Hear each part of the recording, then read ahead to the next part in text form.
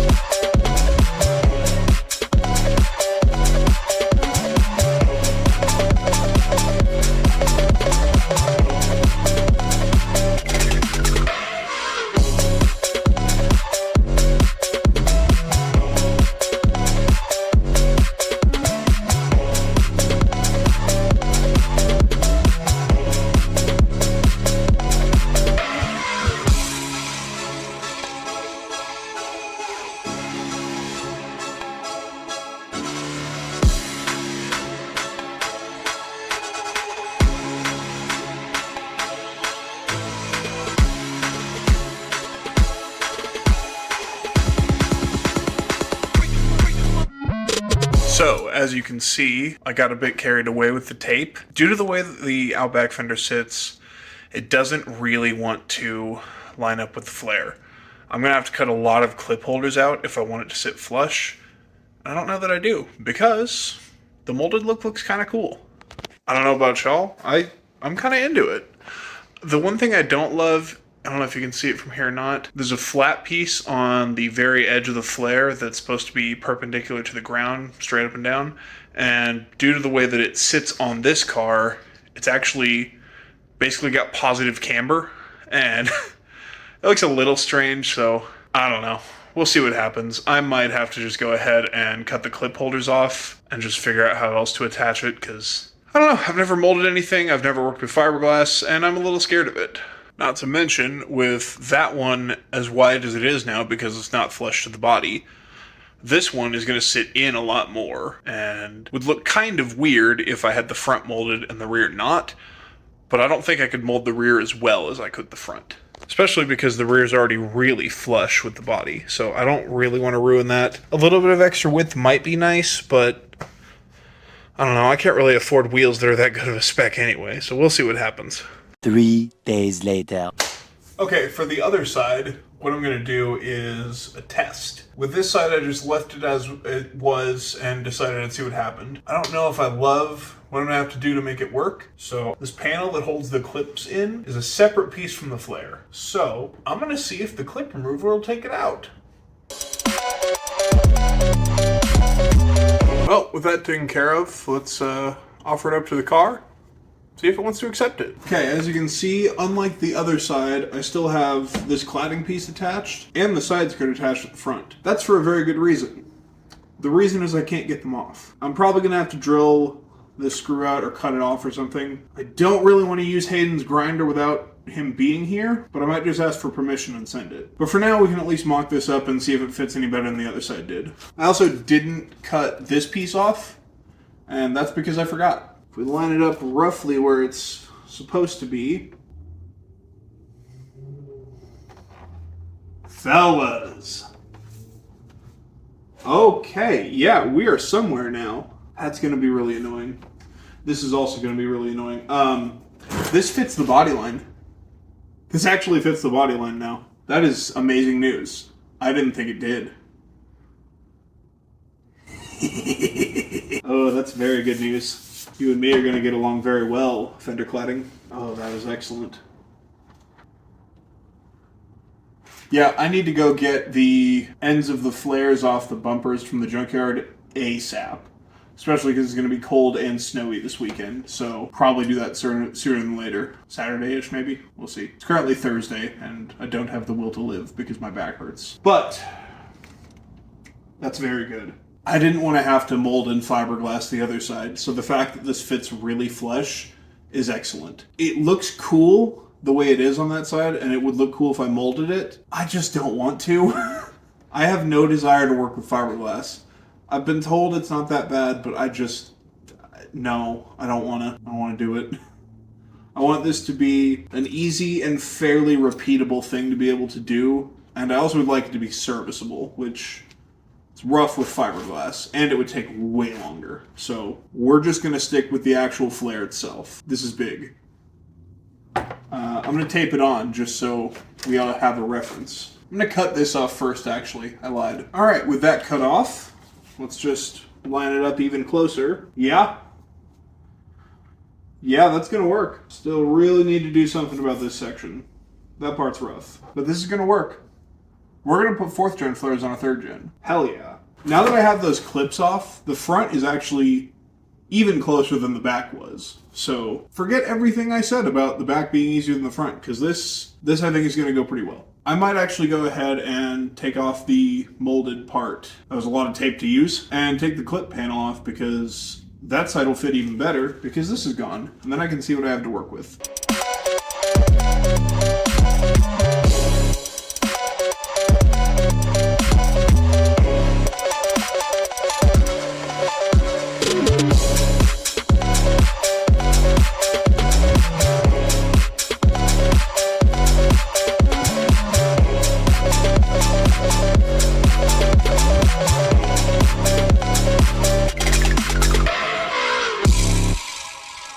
That one was actually a lot harder to do than the first one. I don't know if the glue was better or what, but if you were wondering why I went to all the trouble of peeling those out specifically instead of just cutting off the brackets, that's in case I figure out a workaround and actually want to reuse the clips, because I'd like this to be fairly OEM as far as this goes. I don't really know a better way to hold this on otherwise. So at the very least, I'll probably recycle a couple of those in places where they fit a little better and just try and make that work. But now, let's hold it up to the car. Okay, let's get it in roughly the same place it was last time, which was there.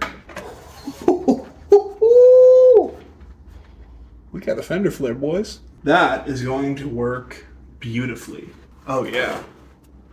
There is still a little bit of a gap, which I'm not surprised about. And if I actually cheat that a little bit, and we go kit low instead of regular low, that is going to work. Hell yeah, brother. Let's get that taped up. Just reuse some of this. It's a Subaru. We gotta be eco-friendly. Well, you guys might not agree, but I think that looks a hell of a lot better. Not only is it all of the less work, it's a lot more cohesive, I think. It doesn't completely hide the factory flare line that is there. And more importantly, it's a lot more in line with the rear of the car. This piece that I said was a little positive is still a little bit positive camber, but I'm sure I can figure out something with that. I like it. I like it a lot more. We're going to go this route.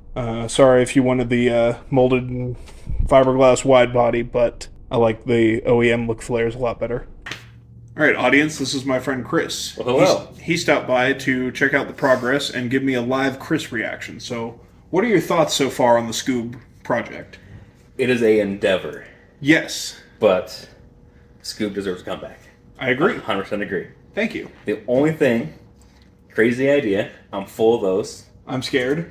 So he already vetoed making Scoob a two-door. We're not... Scoob doesn't need to also be a coupe. It does, but yes. The coupe is kind of but... So, to keep your flare, keep it a one-piece. Yeah. What I'm thinking here, Are you... just... I think I know what you're going to say, and I don't like it. You mold the flare back together. Yep. Make it a solid piece. Mm-hmm. Drill holes in the body and just have alignment dowels so when you open your door, your whole flare comes off with it. It's perfect. It is 100% perfect. Sir, this is a Wendy's. Think about that. You keep your 4 doors. Okay. 4 of them. Yeah. And then you keep your flare. Yeah. You don't lose any structure. Uh-huh. You can mold it here,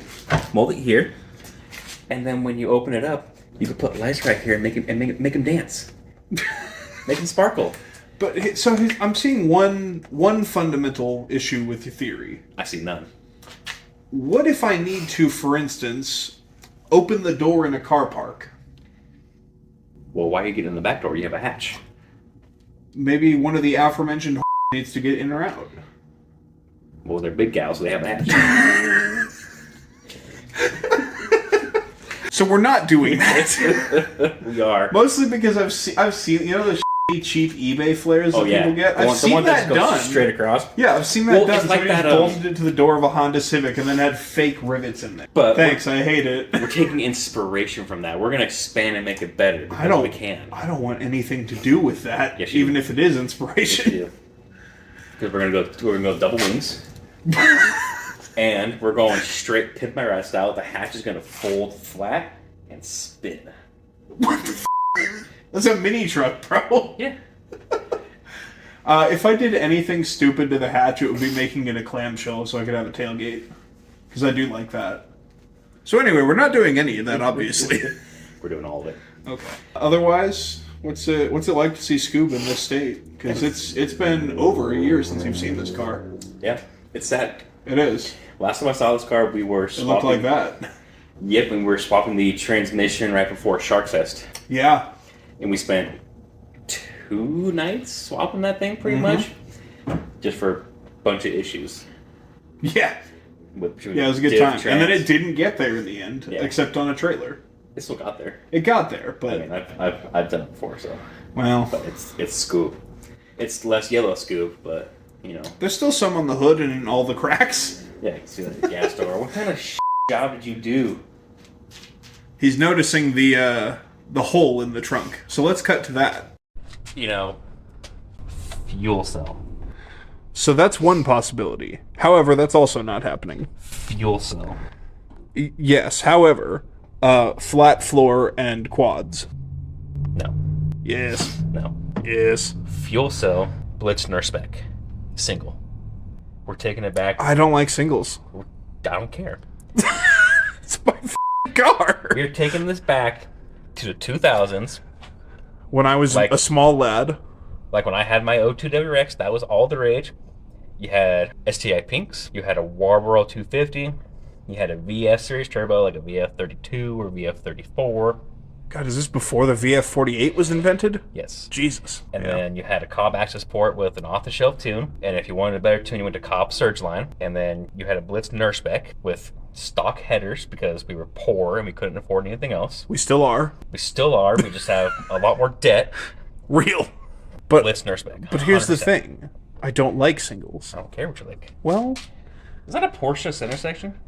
You would think. However, MR2? it isn't. It is in fact a Focus ST center section. I don't hate it. Yeah, so that's the plan for the 6-cylinder car. Actually, is center exit Focus XT. I hate it for the 6-cylinder. I like it for the 4-cylinder. 6-cylinder gives me more like stock Hoff and Porsche vibes. Well, see, 6-cylinder center exit single tip Porsche vibes. No. Yes. Listener spec single. Quads. Do you want to know? Do you want to know? Quads and 6-cylinder. Do you want to know why we're doing quads on this one? Because up in those rafters over there, I've got a VAWRX rear diffuser that's getting molded into the rear bumper, and that has space for quads. So we're doing quads. So you'll have VA front bumper. No, VB. What do you have on the front? I don't know. 08 to 10 STI. I don't know these your Subaru terms. 08 to 10 model year STI. What's an STI? Wouldn't you like to know, weather boy? So we've got a whole hodgepodge of Subaru OEM stuff. We got 4th gen BLBP fender flares. We were going to do a Hawkeye bumper originally, and then I decided to not to. That's probably smart. Well, so I think it actually would work better from a fitment perspective. Fitment, Because it is a closer size and width to that one, but I think the 08 to 10 is going to look cooler. It will, especially with the rear diffuser. Yes, okay. Especially with the render that I have that I haven't actually posted to YouTube yet, but you've seen. Sorry, I got distracted by motors. That's fair. Shaded. It's just a stock BMW. It's fine. S52? M. Hey. Well, it's a 330 ZHP. E36? 46. Okay. You can't tell because they took he face. But look at how stancy his subframe is. So, I think 08 to 10 STI front bumper, yes. With the rear diffuser and quads, okay. Yeah. I'm okay with that. All right, so we got approval on the project from Chris. Now, do you want to know the autism about the motor that I think we're planning that I've not talked about yet? Say besides a driver? Oh, well, that was a given. So, okay. Obviously, I am poor. This is not getting turbo swapped yet. No. So what's happening? Turbo swapped. One day. High compression NA. High compression NA is so expensive to build compared to turbo. High compression motors are so much fun.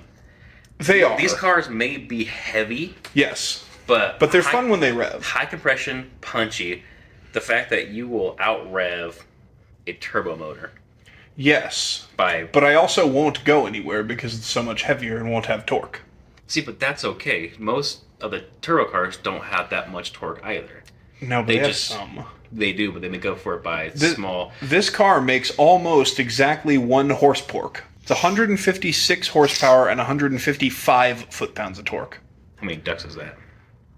At least 7, bro. At least 7. Anyway, so with the motor, we've got the original motor that we took out of the car that didn't blow up. This is still a good short block. That's one that had low compression or smoked a lot. I don't think any of them smoked. But this is the one that has a pit in cylinder 4. Oh, it's that one. Yeah. So we've got that block. That's my backup plan if the one in the parts car is absolutely buggered. EJ 2.5, sleeve it down to like a 2.3 liter. I didn't even consider the possibility of sleeving down. Yeah. Because you figure you can just... That would get rid of my pitting issue. It will get rid of your pitting issue. Also, you put a set of like dart and sleeves in there, something that will add that strength because it's a press and style sleeve. Yeah. It's kind of like when they do the closed deck and closed blocks like IAG and other ones. Yeah. You're not... I mean, of course, you're not sealing off coolant passages. Like, these are so notoriously bad for breaking those. But, you know, you have super small... Just be one of those Honda guys and get the drop-in cylinder bridges. Back in the day, yeah, and I'm going to age myself here. Back in the day in the Honda game, you had like a D16 or any Honda, and you wanted some sort of strength in the block. You pop your head off, and there are 2 things you could do. We couldn't afford machine shop pricing, so you would concrete your block. You what? You concrete your block. You would pour concrete down in your cooling jackets. Sir. Therefore, it would strengthen your block just because it's not expanding, and if you had detonation or anything, it wouldn't try and blow the cylinder walls. Or... Weight addition, bro. We didn't care, because... Well, that's true, because you would then make the power to offset it. Exactly. It's like the people that say turbo kits add weight. Well, yeah, no shit. They add more power than weight, exactly. Though. Or, this is the one people may not like. What? Hold on. You would take a chain, and in the coolant jackets, you would put a chain around all the cylinders and just hammer it in, and then you'd have a chain basically strengthen the top of your cylinders where they're the weakest. We did some stuff back in the day. We don't condone any of this. We went off on a tangent there Yeah. just because of the dumb shit I've done in my past. Yeah. So, well, now that we know your feelings on high comp NAs, you actually will like this more than I thought you might. Okay. So that's the backup plan for the motor. Backup plan, each at 2.5. Yeah. Mine Main plan is to get the short block pulled out of this car because that's what I bought it for. So that in the manual. That in the manual, but we'll see. That's a whole other thing. I've got the head from the motor that was in Scoob when she blew up. There's probably a lot of metal shavings that went around in there because of the cylinder 2 failure. However, I think we should introduce some more metal shavings to it and port the heads. You gonna go bigger valves too, or are you just gonna do like a gasket mat porch? Gasket match port and knife edge. Are you gonna deck it at all and raise compression up a little bit, or are you gonna do I assume when it's like MLS gaskets? Since it's going to the shop anyway, I'm sure to get cleaned out. I think it is probably the move. Have them measure it, see how much you have. How much is left? Take that down a little bit, because you can always do like the basically the IAG thick head gaskets, and then they come in varying sizes, so you can space your head out, so you can build more, you can make more compression. Yeah. Alternatively, I'll just buy 2 sets of STI head gaskets from you. Your cylinder ports are different, I think. That's what we put on it. Oh, really? I thought They're sitting up there. I thought coolant. No, I bought them separate. Remember?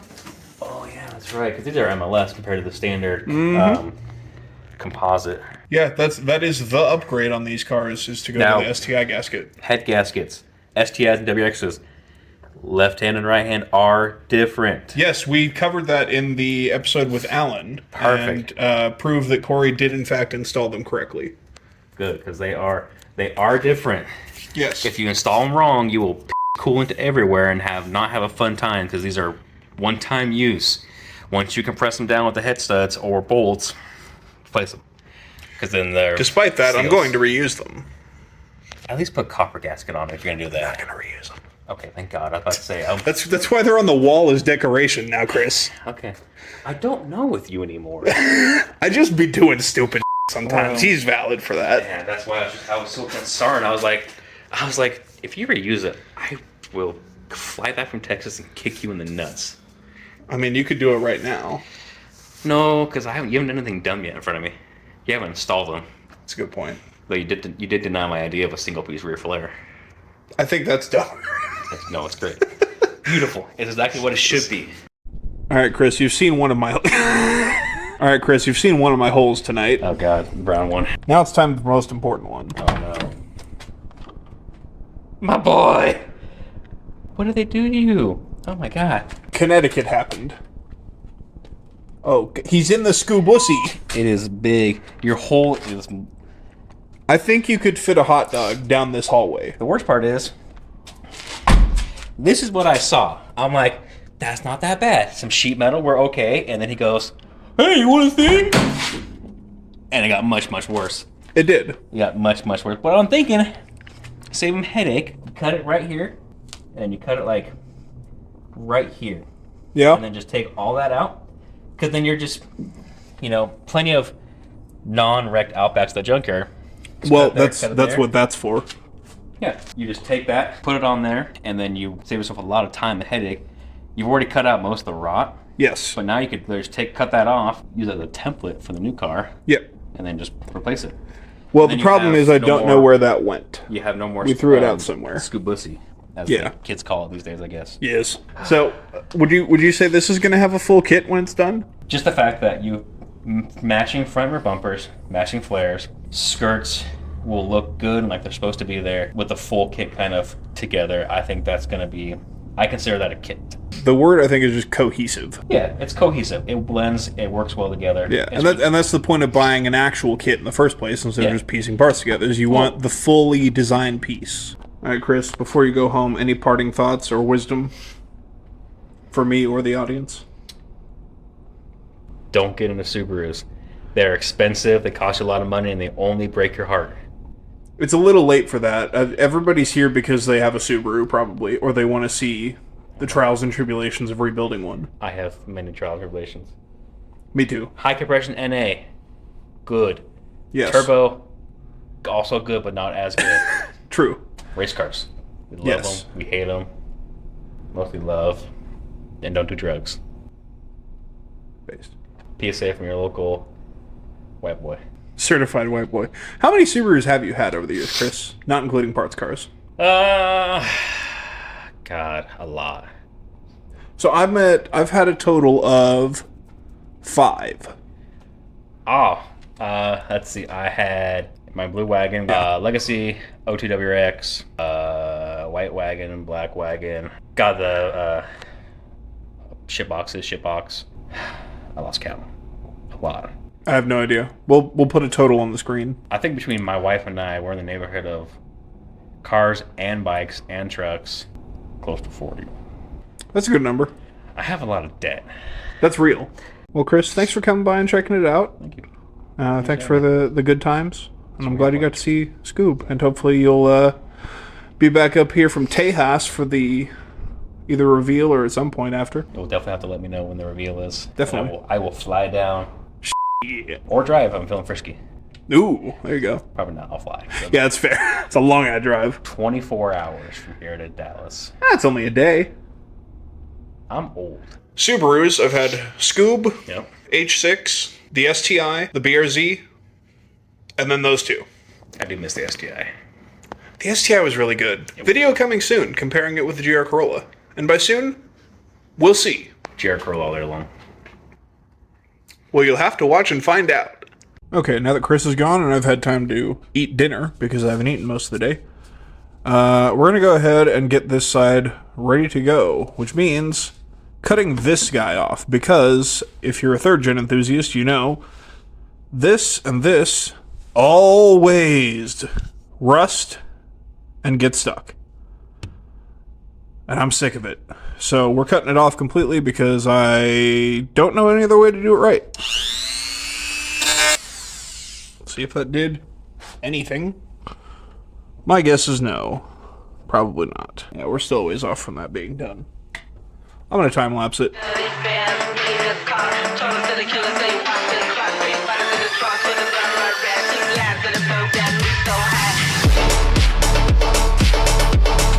Well, that didn't go very well, but I got it. That actually worked. I didn't think it would, but here it is, working. Now I have to get this one, and I don't think this one's mounted the same way, so it's going to be worse. Well, I made a big deal out of that for nothing. I didn't realize this one just worked, but it did. So there we go. Let's pull this guy off. Yeah, like that. Alright, so you can see here, this fender's kind of rotted out. Which is not all that surprising. Ooh, down there, that's interesting. That doesn't look very good. I hope there's not rust in the front part of this rocker also. I didn't even think about that. But it's in this fender a little bit, so I'm starting to think the fenders might have to get replaced. And I have a lead on some legacy fenders, so I think they might.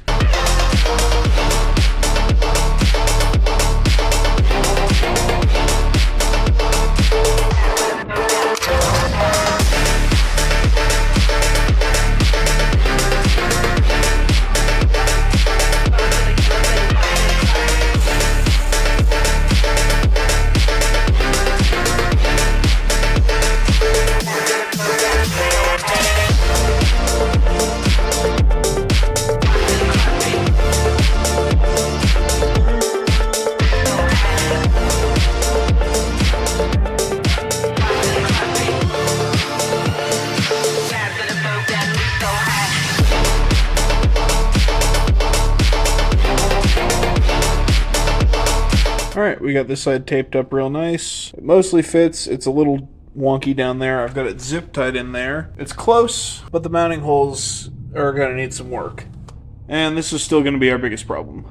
I've got it kind of as close as it can go without starting to look weird, and it's already mounted way below the inner lip of the fender. I can fit my entire finger between the bottom of the fender and this flare. So I think getting the bumper pieces is going to help me put this all in perspective a lot better, because at the moment I'm not loving how that fits. I think I would rather have it sit up higher and then just probably mold this in. We'll see. I'm going to go ahead and get the other side taped up just like this, maybe mount it a little bit higher and see if I like it better. And go ahead and get the rear on too.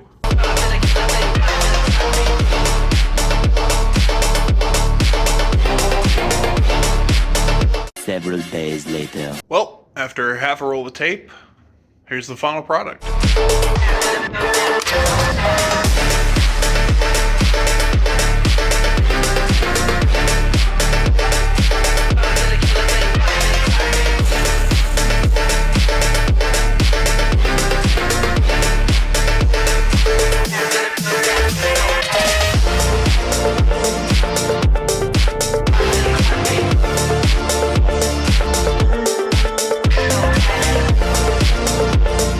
Driver rear door cladding isn't separated from the flare like the passenger side is. That was just to test to see how far off the gap is here, and it's far enough off that I still need to do some work. However, that work will be addressed in the next episode when I cut that apart, have the front and rear pieces for the bumpers, and start plastic welding. But to give you a little teaser of what plastic welding can accomplish, if you're not familiar with it, I'm going to go over something that a lot of people have asked about, either on forums or in YouTube video comments or a lot of other places.